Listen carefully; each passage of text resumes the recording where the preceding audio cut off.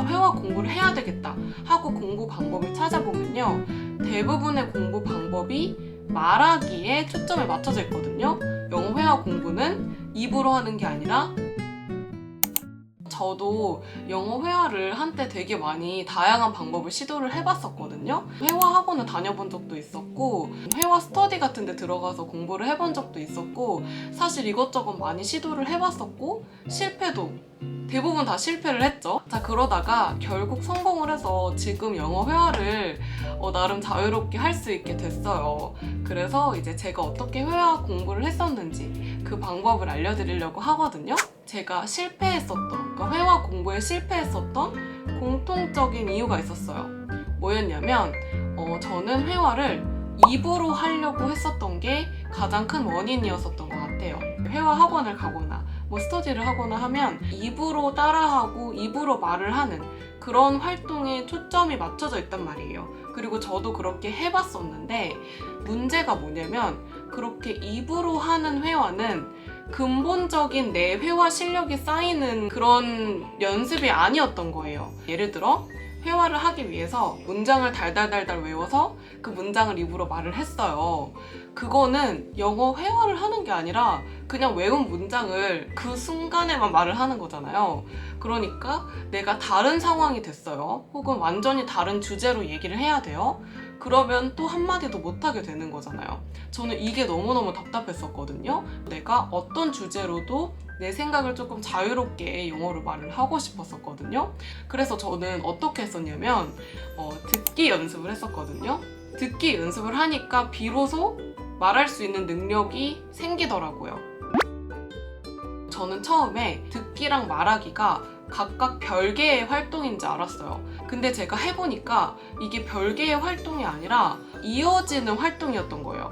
듣기를 할 줄 알아야 말할 줄 알게 되는 거더라고요. 그러니까 저 같은 경우에는 듣기 실력이 부족한 상태에서 말하는 연습만 하다 보니까 이제 근본적인 실력이 오르지 않았었던 거예요. 그래서 저는 이제 듣기 공부를 하기를 시작했어요.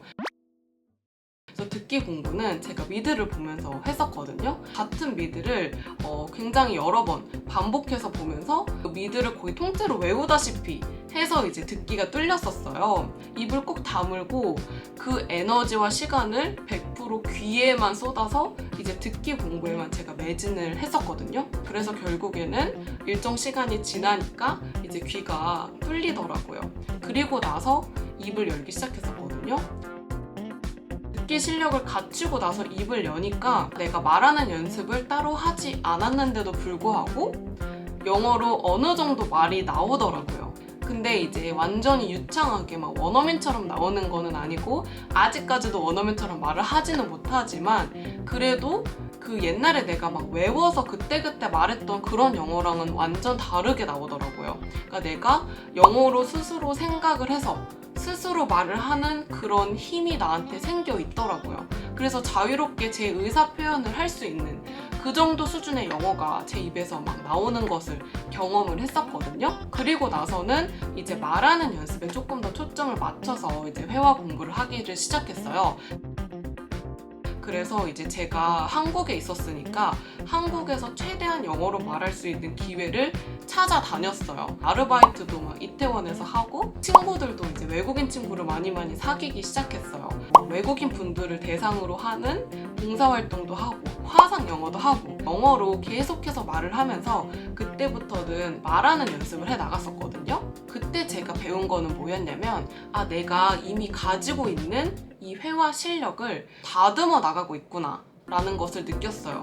말하는 방법을 배우는 거는 듣기에서 하는 거고, 그 말할 줄 아는 능력을 다듬어 가는 거를 이제 입을 열면서 하는 거인 거예요.